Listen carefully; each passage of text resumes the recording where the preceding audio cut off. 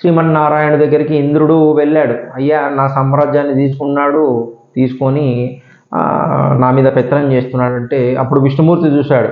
చూస్తే బలిచక్రవర్తి చాలా మంచతను, ధర్మాత్ముడు. అతని దగ్గర అతన్ని శిక్షించవలసిన అవసరం లేదు, ఓన్లీ సరి చేయాలి. అందుకని మనకు ఈ పండగల రూపంలో చెప్పేది మన మనుషులకు కూడా అన్నిటినీ శిక్షించాల్సిన అవసరం లేదండి. మన పేరెంట్స్కి కూడా ఒక మంచి పాఠం, శిక్షించాల్సిన అవసరం లేదు, సరి చేస్తే సరిపోతుంది. ఈయనకున్న రోగం ఏంటంటే వ్యాధి, నేను నాది అనేటువంటి 2 వ్యాధులు ఉన్నాయి.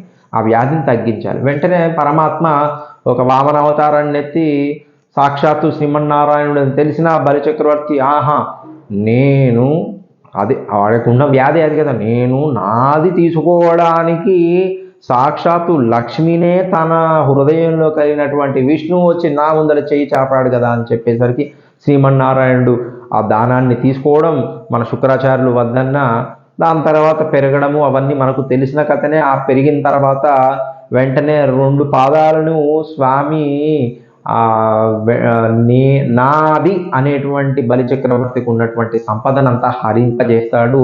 దాని తర్వాత మిగిలింది 2 అడుగులు అయిపోయాయి నాయన, 3వ అడుగు ఎక్కడ పెట్టాలి అంటే 3వ అడుగు నేను అనేటువంటి అహంకారం మీద పెట్టు అంటే ఆ రకంగా పెట్టిన తర్వాత అంటే దీంట్లో మనం తెలుసుకోవాల్సింది ఏంటంటే మనము పరమాత్మను ఆశ్రయించి నేను నాది అన్నది అంతా నీదే అంటే చాలు, మనకు ఎటువంటి దోషం ఉండదని చెప్పడమే ఈ పరమార్థం.